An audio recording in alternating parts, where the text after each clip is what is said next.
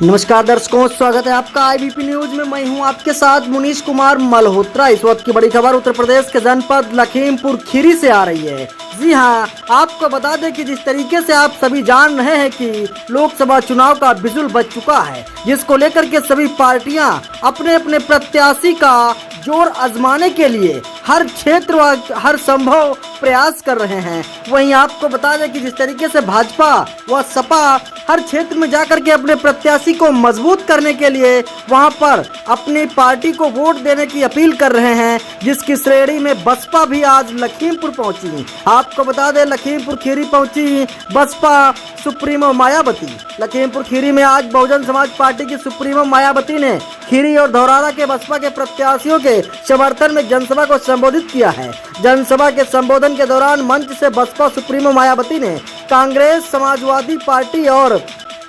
Bharatiya Janata party पर जमकर निशाना साधा। मंच से बोलते हुए कांग्रेस पर हमला करते हुए मायावती ने इंदिरा गांधी हत्याकांड का जिक्र करते हुए कहा, सिख समाज को इंदिरा की हत्या के बाद सिख समाज के लोगों पर कांग्रेस ने बहुत अधिक अत्याचार किया है। सिख समाज, इसके चलते सिख समाज आपकी आहत हुआ है। वह जख्म आज भी सिख समाज को नहीं भूलना चाहिए। मायावती ने कांग्रेस पर एक बड़ा आरोप लगाते हुए कहा कि कांग्रेस ने 70 साल देश पर राज किया है, लेकिन उनकी गलत नीतियों के चलते कांग्रेस अब सत्ता से बाहर हो गई है, अब दोबारा सत्ता नहीं पाएगी। बसपा यहीं पर आपको बता दें, बीजेपी पर हमला करते हुए किसान आंदोलन का जिक्र करते हुए भारतीय जनता पार्टी के केंद्रीय गृह मंत्री को खीरी लोकसभा सीट पर एक बार फिर से प्रत्याशी बनाने पर जोरदार हमला बोला। बहुत ही अदब के साथ गुजारिश करना चाहते हैं कि माननीय बहन जी हम सबको गाइड करने का काम करें, अपनी बात रखने का काम करें। माननीय बहन जी,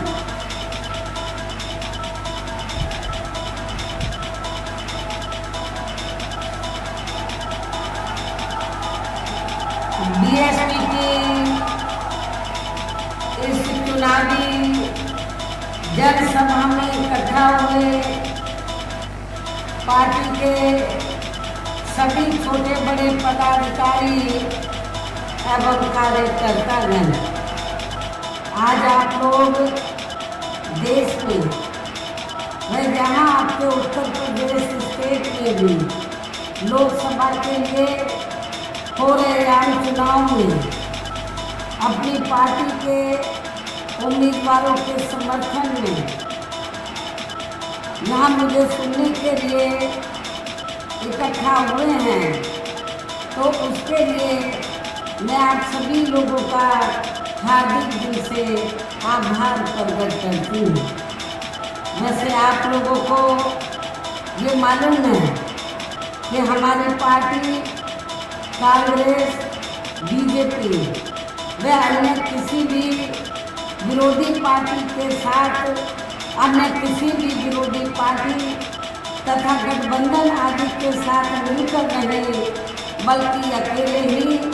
अपनी पार्टी के बलबूते पर पूरी तैयारी व दमदारी के साथ ये चुनाव लड़ रही है। इसके साथ ही हमने टिकट बंटवारे के मामले में भी सर्व समाज के लोगों को उचित भागीदारी दी है, जिनको कामयाब बनाने के लिए अपनी पार्टी के लोग पूरे जी जान से लगे हैं। हालांकि आज यहाँ की इकट्ठा हुई अपार भीड़, वह भीड़ के जबरदस्त जोश को भी देखकर अब मुझे भी ये काफ़ी हद तक भरोसा हो गया है कि पिछली बार की तरह इस बार भी आप लोग यहाँ अपने प्रदेश से लोकसभा चुनाव में अपनी पार्टी का बेहतर रिजल्ट जरूर लाएंगे। इसके लिए अब मैं आप लोगों का ध्यान कुछ जरूरी बातों की तरफ दिलाना चाहती हूँ, और इस संबंध में विशेषकर मैं कांग्रेस, बीजेपी व इनके अन्य सभी सहयोगी दलों के बारे में ये कहना चाहूँगी कि आज़ादी के बाद शुरू में केंद्र प्रदेश के काफ़ी राज्यों में भी ज़्यादातर सत्ता यहाँ कांग्रेस पार्टी के ही खातों में केंद्रित रही है, किंतु इनकी अधिकांश मामलों में रही गलत नीतियों एवं गलत कार्य प्रणाली आदि की वजह से ही फिर इस पार्टी को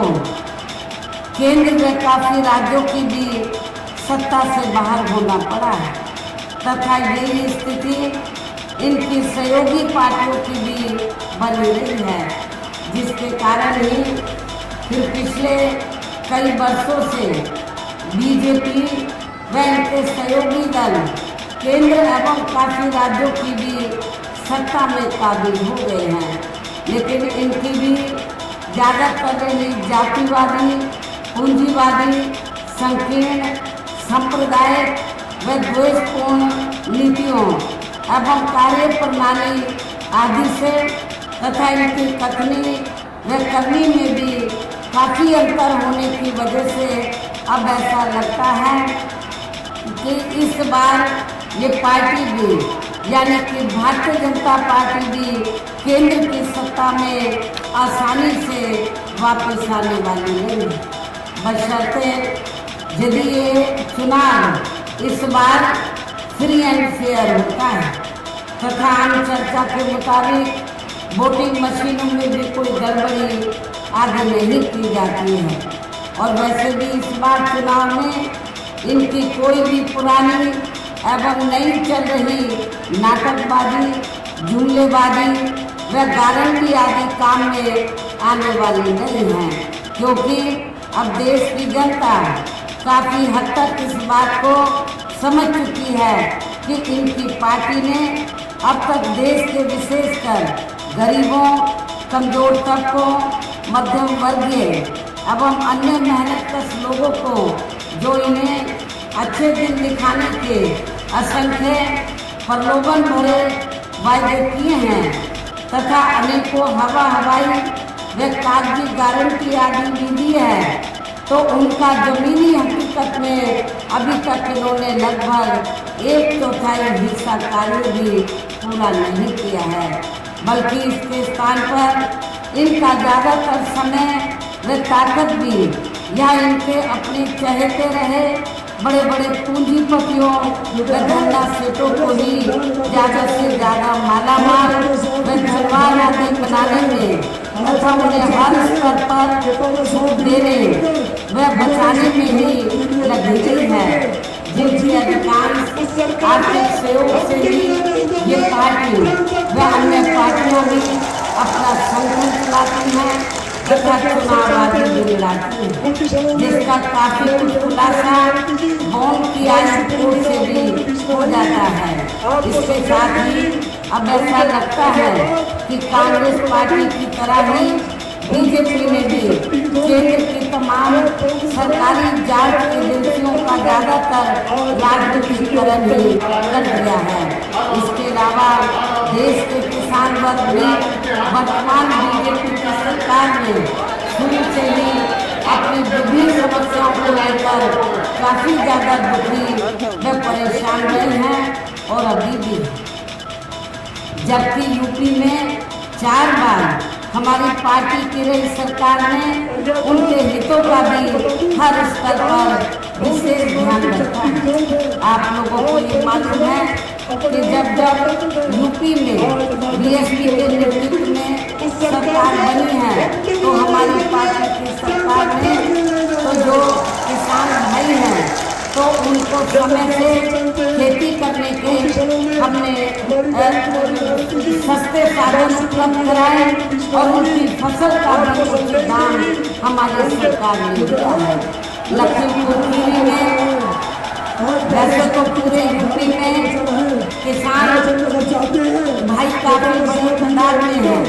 लेकिन लखीमपुर जो खीरी का जो एरिया है, जो क्षेत्र है, तो वो खेती करने के लिए भी काफ़ी विख्यात है। और यहाँ पर जो हमारे किसान भाई जो लंबे अरसे से खेती कर रहे हैं और अभी भी कर रहे हैं, और आपके लखीमपुर खीरी में मुझे ये मालूम है कि यहाँ पर सिख समाज काफ़ी बड़ी तादाद में है। पंजाबी समाज काफ़ी बड़ी तादाद में है। इनके यहाँ पर डेरे हैं, काफ़ी खेती करते हैं, लेकिन जब भी इन्होंने किसानों की समस्याओं को लेकर आंदोलन किया है तो यहाँ पर भारतीय जनता पार्टी के लोगों ने उसको कुचलने का काम किया है। और बीजेपी का जो सिटिंग एमपी है, जो फिर से चुनाव लड़ा है, उसने किसानों का बड़ा शोषण किया। उसने किसानों का बड़ा शोषण किया है। यहाँ पर काफ़ी लोगों को जुर्म जाति का, किसान भाइयों को काफ़ी जुर्म जाति का शिकार होना पड़ा है। इसलिए मेरा किसान भाइयों से, चाहे सिख है, पंजाबी हैं, चाहे हिंदू हैं, सभी किसान भाइयों से ये अपील है, इस चुनाव में मौका है। बीजेपी के ऐसे सांसद को जो चुनाव लड़ा है उसकी जमानत जब्त कराते हुए आप लोगों को बदला लेने का मौका है। नीतियाँ हैं उनके इतना ही नहीं, बल्कि केंद्र में पूर्व की रही कांग्रेसी सरकार की तरह ही वर्तमान भाजपा सरकार में भी इनकी जातिवादी, हीन, सांप्रदायिक एवं पूंजीवादी सोच व नीतियों के चलते ही पूरे देश में सर्व समाज में से खासकर गरीबों, दलितों, आदिवासियों, पिछड़े वर्गों, मुस्लिम एवं अन्य धार्मिक अल्पसंख्यक समाज के लोगों का भी पूर्ण रूप से विकास व उत्थान आदि नहीं हो सका है। और इस संदर्भ में वैसे आप लोगों को ये मालूम है कि पूरे देश में यहाँ दलितों, आदिवासियों एवं अन्य पिछड़े वर्गों का सरकारी नौकरियों में वर्षों से अधूरा पड़ा आरक्षण का कोटा भी अभी तक पूरा नहीं भरा गया है। विशेषकर SC व ST वर्गों के सरकारी कर्मचारियों का पदोन्नति में आरक्षण भी अब काफ़ी हद तक प्रभावी बना दिया गया है, जिसे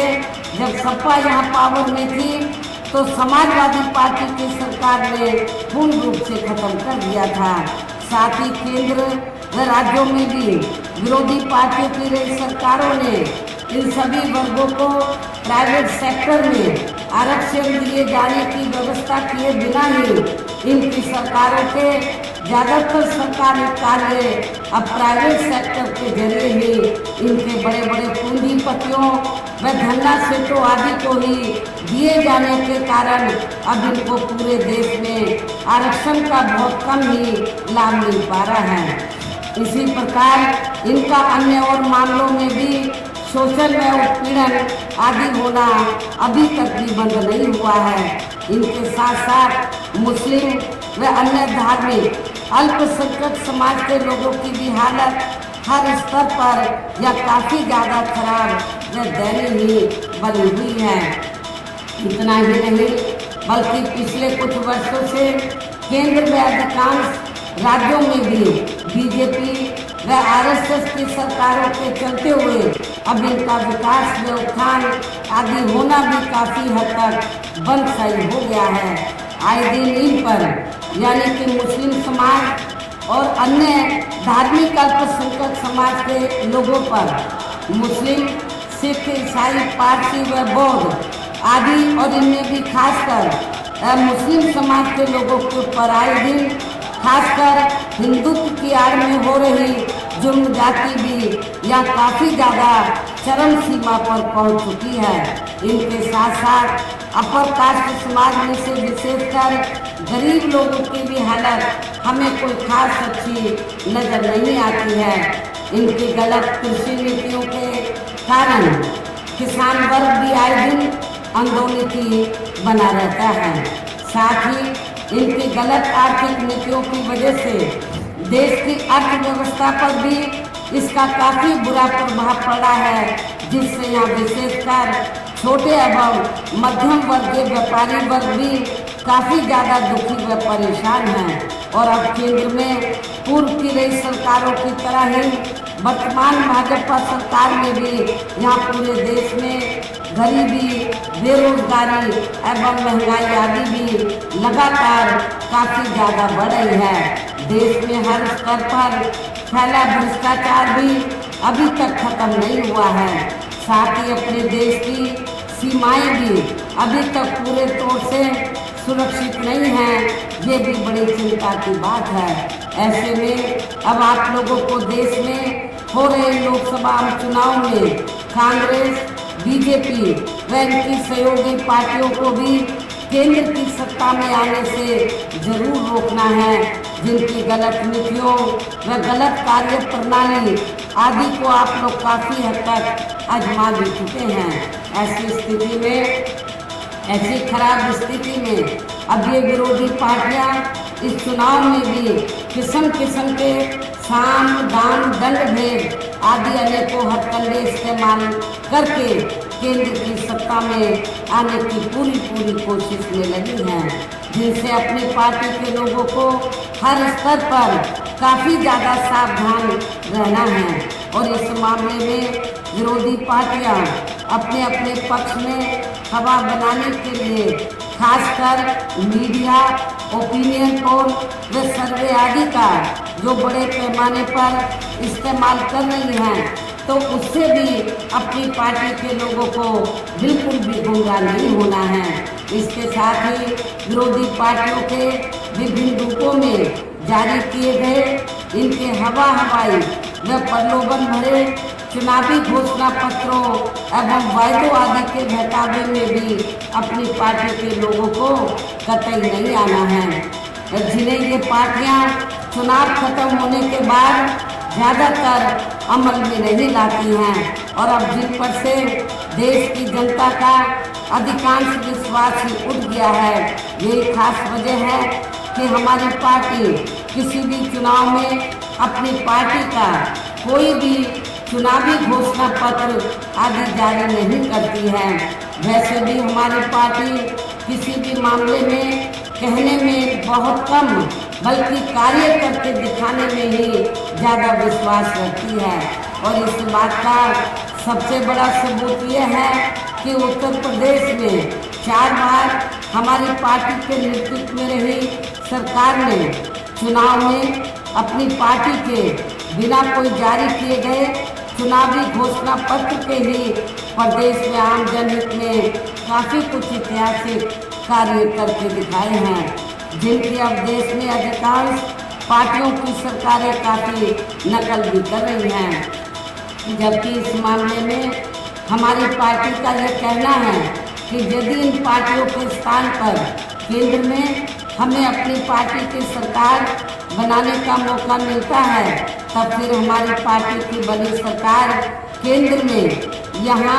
अब तक रही सभी विरोधी पार्टियों की सरकारों की तरह केवल हवाई व कागजी कार्य आदि नहीं करेगी, बल्कि उत्तर प्रदेश की तरह ही जमीनी हकीकत में ठोस कार्य करके दिखाएगी। और इस संदर्भ में खासकर मैं ये कहना चाहूँगी, केंद्र द्वारा देश में पिछले कुछ समय से अति गरीब परिवारों को अस्थायी तौर पर फ्री में जो थोड़ी सी खाद्य सामग्री दी जा रही है, तो उससे इनका स्थायी तौर पर भला होने वाला नहीं है। और जहाँ मैं इन लोगों को ये बताना चाहती हूँ कि ये जो आपको फ्री में थोड़ी जो खाद्य सामग्री दी जा रही है, तो ये कोई भारतीय जनता पार्टी अपनी जेब से नहीं, इनकी सरकार अपनी जेब से नहीं दे रही है, बल्कि जो आप लोग टैक्स देते हैं, जनता टैक्स देती है, उस पैसे से आप लोगों को ये फ्री में खाद्य सामग्री दी जा रही है। और वैसे भी इनकी ये जटिल समस्या देश में हर हाथ को काम देने से ही केवल दूर हो सकती है, जिसकी तरफ हमारी पार्टी की बनी सरकार विशेष ध्यान देगी। साथ ही देश में पिछले काफ़ी वर्षों से आए दिन बढ़ रही गरीबी, बेरोजगारी व महंगाई आदि से भी जनता बहुत ज़्यादा दुखी व परेशान है, जिसे भी आर्थिक नीतियों में तब्दीली करके जरूर दूर किया जाएगा। धर्म की भी आड़ में पिछले कुछ वर्षों से खासकर मुस्लिम समाज के लोगों का द्वेष की भावना से जो इनका काफ़ी ज़्यादा शोषण व उत्पीड़न किया जा रहा है, तो उसे भी जरूर रोका जाएगा। इसी प्रकार आप लोगों को ये मालूम है जब कांग्रेस सेंटर में थी तो सिखों का भी, सिख समाज के लोगों का भी काफ़ी शोषण हुआ है। और जब इंदिरा कांड हुआ था उस समय गलती चाहे एक दो सिख समाज के लोगों ने की, लेकिन उस समय पूरे देश में सिख समाज के लोगों को बड़े पैमाने पर तबाह बर्बाद किया गया था। सिख समाज के लोगों से मैं ये कहना चाहती हूँ कि आप लोगों को उस समय को भूलना चाहिए, मेरे ख्याल नहीं भूलना चाहिए। कांग्रेस को कभी भी माफ़ नहीं करना चाहिए। और ये सब हमने और इतना ही नहीं, ये सब हमने लेकिन हमने अपनी हुकूमत के दौरान ये सब नहीं होने दिया है, तो इनके जान माल व मजहब की पूरी हिफाजत की है। इसके अलावा हमने यूपी में सब समाज में से गरीब एवं बेरोजगार लोगों को बेरोजगारी भत्ता आदि न देकर उन्हें बड़ी तादाद में रोटी रोजी के साधन भी उपलब्ध कराए हैं। जो अब ये कार्य भी अधिकांश ठंडे ही पड़े हैं, जिनको फिर सरकार बनने पर प्राथमिकता दी जाएगी। कहने का तात्पर्य ये है कि देश में इस समय हो रहे लोकसभा चुनाव में विरोधी पार्टियों के जारी किए गए उनके हवाई व प्रलोभन भरे चुनावी घोषणा पत्रों आदि के बहकावे में अब यहाँ खासकर देश के अति गरीबों, मजदूरों, बेरोजगारों एवं अन्य मेहनतकश लोगों को